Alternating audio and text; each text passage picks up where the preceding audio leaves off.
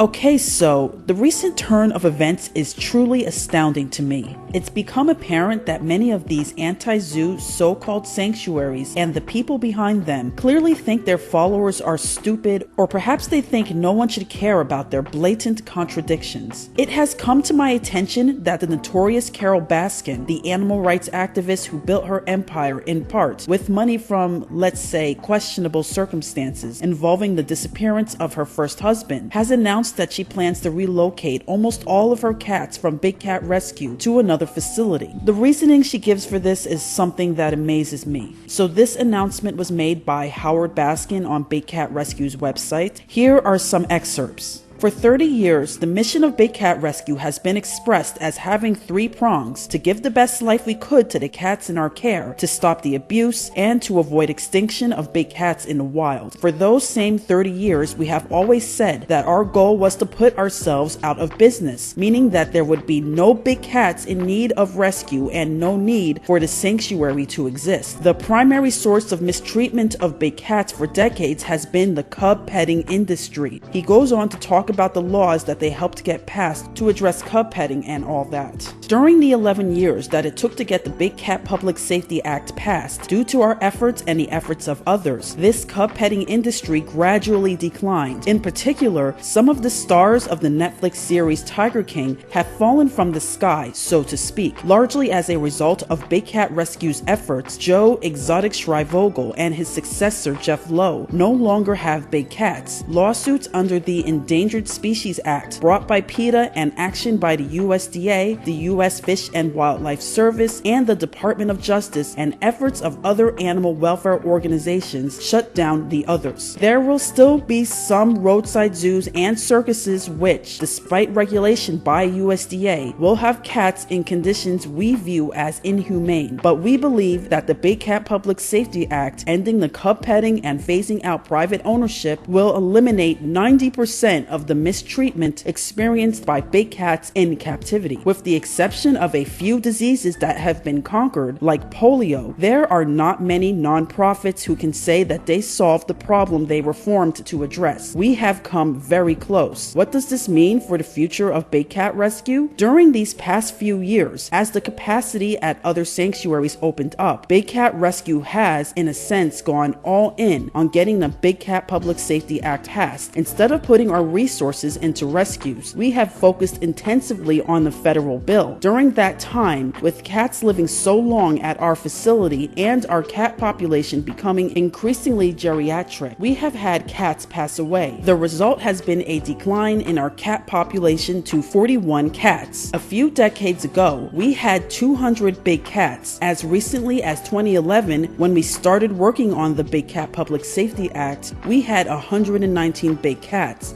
Of those, 89 were over 15 years old. With the passage of the Big Cat Public Safety Act, we expect the need for rescues to decline over the coming decade. If the need were going to continue at the pace we saw up until a few years ago, we would be making a different decision. With me turning 73 this year and Carole 62, it would be time to be thinking about a transition to younger management to bring new energy to the organization to allow the sanctuary to continue into perpetuity. However, with other sanctuaries having capacity and the need for rescues expected to decline, such a transition would not make sense. It would not be the way to best fulfill our 3-pronged mission. The win-win solution, both for our captive cats and the cats in the wild, is for us to merge our cat population with the population at another existing accredited sanctuary and devote the remaining resources of our sanctuary to the in-situ projects being conducted around the world to avoid extinction.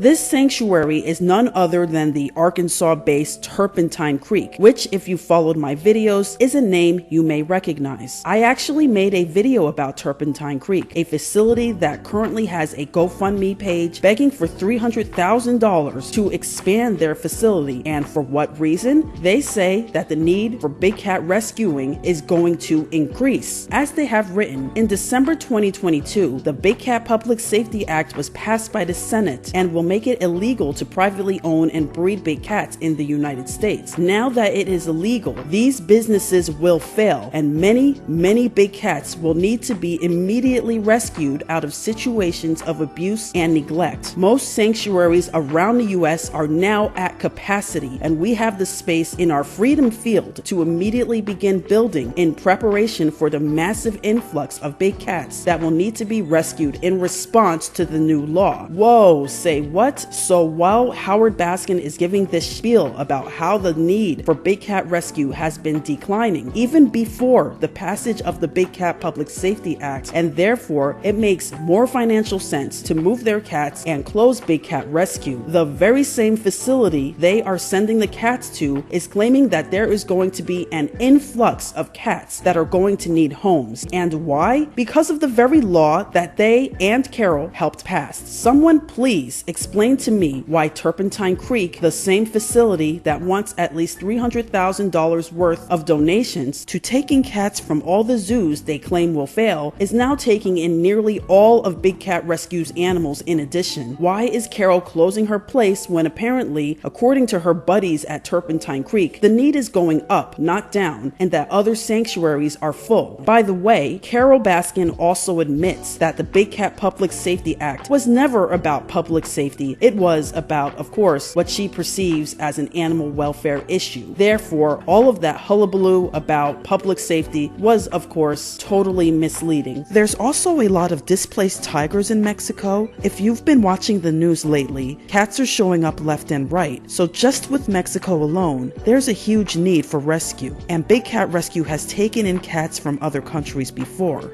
Howard Baskin also said that there will be some roadside zoos and circuses. The vast majority of zoos are what they consider to be roadside. There are hundreds, if not thousands, of unaccredited zoos that have exotic cats. It needs to be noted that the Big Cat Public Safety Act does not stop licensed facilities from owning, breeding, and selling big cats, only unlicensed individuals. People owning cats without a license were and still remain a very rare occurrence. Joe Exotic, Tim Stark, Doc Antle, and the other bad guys she targeted were in fact licensed. These characters have faced legal troubles due to their own poor character. Joe Exotic, for instance, as we all know, is in prison for trying to kill Carole, and they likely just tacked on his violations of the Endangered Species Act. Carole is taking credit for his downfall, but the person who is responsible for Joe Exotic going down is Joe Exotic. You know what all of these shenanigans and contradictions actually prove? There was never a need for the ridiculous Big Cat Public Safety Act, and certainly not a need for a ban on allowing the public to touch big cat cubs. Carole's husband has admitted that the need for rescue was on a downturn before the new law that has only been enacted at this time for 3 months, and that they willingly chose to reduce the focus on rescue and put more effort into the mostly useless law in question, and now they are closing. That shows just how important rescue is to them. And if that isn't enough proof that these animal rights guided sanctuaries are deceptive liars, then figure this: what about servals? What about the smaller cats? Notice how he makes no mention of them. The Big Cat Public Safety Act does not cover bobcats, lynxes, servals, sandcats, caracals, Asian leopard cats, Joffrey's cats, and hybrid cats that are still legal and are still sold as pets. I'm certain that Big Cat Rescue representatives have told the public that these cats are in constant need of rescue and have no place to go because of their special needs when their owners relinquish them. All of a sudden, after the Safety Act passed, everything's fine? Big Cat Rescue doesn't need to exist for these animals? What about the wild bobcats they were rehabbing? I guess there will never be a need for that anymore too, thanks to the Big Cat Public Safety Act. It's especially sickening that Carole is turning this into a victory lap, suggesting that her law put a stop to 90% of the issues with captive big cats. If you're familiar with some of the things she's done in the past, you may have heard of her 25-year plan, which she wrote years ago, which included an eventual phasing out of nearly all zoos and most captive cats dying out in tightly controlled sanctuaries. I think it's safe to say that she has, thankfully, gotten nowhere near this goal. I guess she's just grown tired of this industry. I'm guessing she's had financial issues years, as she's been closed to the public since 2020, something that happened in response to the backlash she got from Tiger King. I am not happy that she is closing the rescue, assuming she is still going to target pet owners and push more laws. One of the few benefits of her shenanigans is that there was a place for displaced cats to go, because with any prominent animal trade, including obviously dogs and cats, the need for rescue will exist. Hopefully this move signifies activism fatigue on her part, and she will pretend to be focusing on cats in the wild when she's actually just retiring, and then maybe someone can get the Big Cat Public Safety Act amended in her absence.